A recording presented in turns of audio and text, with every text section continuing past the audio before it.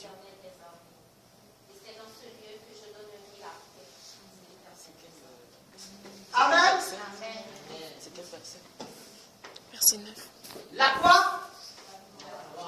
La gloire de la seconde maison sera plus grande que la première. Je suis venu d'abord te dire que dans la Bible et dans ta vie, il existe deux gloires. Jamais trois. Toujours deux. Amen.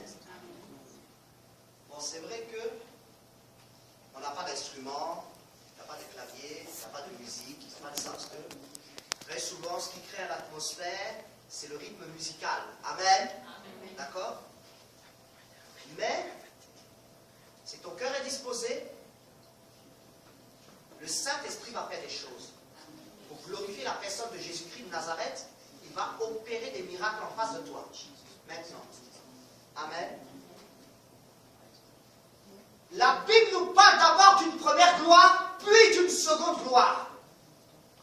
Littéralement, le passage se rapporte au royaume d'Israël et à son rétablissement. Amen. N'est-ce pas? Dans ce passage, qui est un livre prophétique, dis à ton voisin un livre prophétique. Alléluia. Amen. Normalement, on devait avoir une personne qui allait traduire en anglais. Mais comme les personnes sont en retard, amen. On va finir avant. Amen.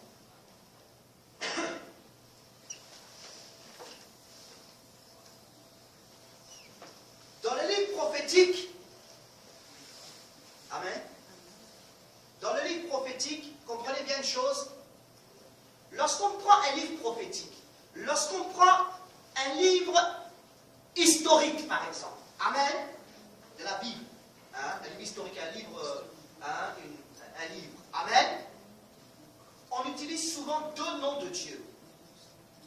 Adonai, amen, et Yahweh.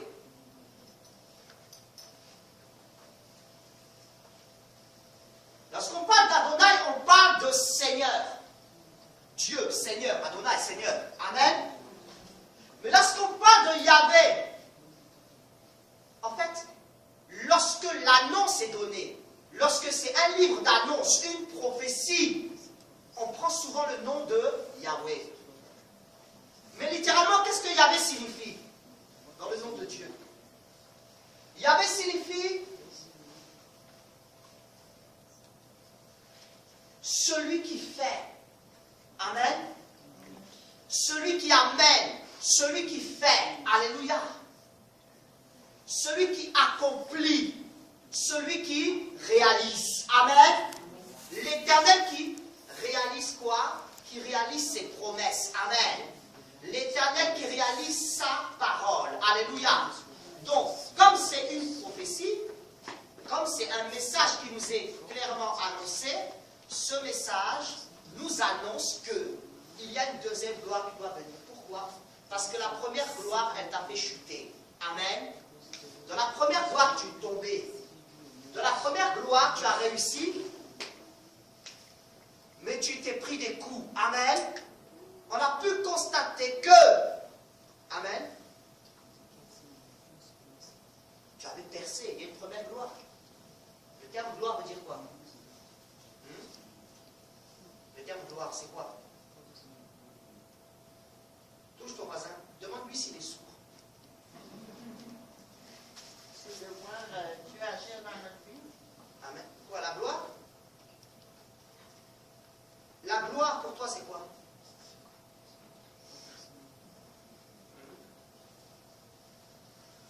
C'est quoi la gloire?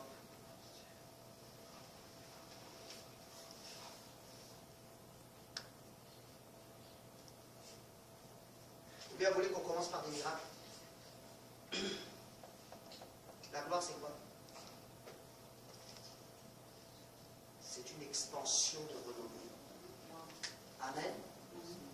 C'est-à-dire que ton nom se fait connaître à travers les épreuves par lesquelles tu passes. Les coups que tu prends, les trahisons qui entrent dans ta vie. Parce qu'il ne faut pas se lever là. Amen. Il y a dans la vie de tout enfant de Dieu des moments où tu rencontres des personnes et des moments où tu vis avec des gens. Certaines personnes te trahiront, te feront du mal gratuitement. Amen. D'autres personnes t'accompagneront jusqu'à un certain stade et d'autres seront avec toi jusqu'à la fin. Amen. Mais en ce qui concerne cette gloire première qui arrive dans ta vie, amen, dis-toi que tu vas prendre des coups. Tu vas prendre des coups. Amen. Et je pense que c'est tout ce que nous vivons. Amen. Je pense que c'est tout ce que nous vivons. Tu vas prendre des coups. Pourquoi? Parce que c'est fait comme ça. Amen. C'est pour te donner l'expérience. Quelqu'un me dit, mais ça fait des années que je prie. Ça fait des siècles que je suis dans le Seigneur. Je prie depuis 20 ans, depuis 10 ans, depuis 40 ans, je suis à l'église. Mais en réalité, c'est à partir de la fin de la première gloire que commence la réalité de l'expérience que toi tu as avec Dieu. Amen. Tu comprends? Tu ne peux pas expérimenter de deuxième gloire sans passer par la première gloire. Un exemple. Notre Seigneur Jésus-Christ a connu une première gloire. Amen.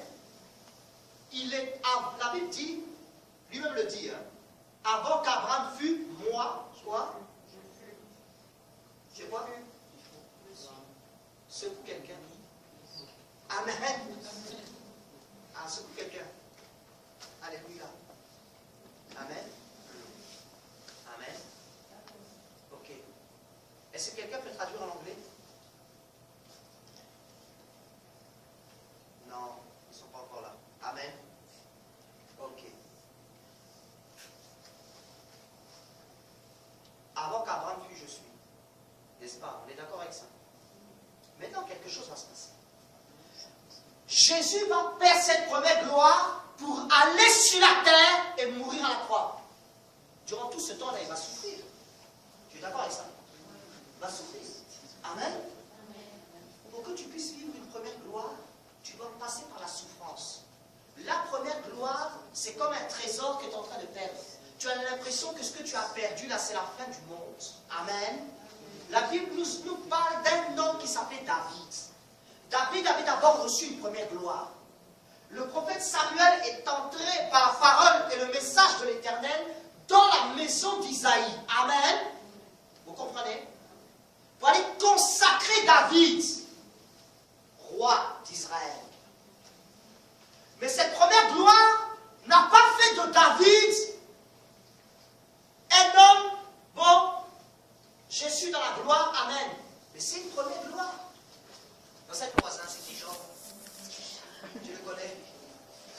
Hein? Job, amen. Job a connu une première gloire, n'est-ce pas? Constatez bien. Job a connu une première gloire. Et dans cette première gloire, amen, Satan est venu lui parler, pour lui parler de Job. Si toi, Dieu, Job est comme ça, c'est parce que tu le bénis. Maintenant, Dieu n'est pas l'Éternel qui tente, mais il est le Dieu qui permet, mais il ne tente pas. En fait, Dieu ne voulait pas que Job tombe dans la maladie. Dieu ne voulait pas que Job tombe dans les problèmes. Dieu ne voulait pas que Job souffre. Dieu ne veut pas que toi tu souffres. Amen. Dieu n'est pas, comment dirais-je, Dieu ne veut pas que tu souffres. Amen. La souffrance, Dieu ne veut pas. Il permet, mais dans quel sens? De glorifier son nom dans ta vie. Que le monde sache que tu es de Dieu. Amen. Que le monde sache que tu es de Dieu. Amen. Vous comprenez? Voyez?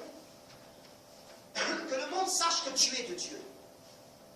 Regarde mon serviteur Job. Il n'est pas comme les autres. Alléluia. Regarde ma fille. Regarde mon fils. Il ou elle n'est pas comme qui? Les autres. Mais elle a une marque de différence. Elle est avec moi. Nous avons deux façons de prier. Amen. Il y a deux façons de prier. Prier pour demander quelque chose à Dieu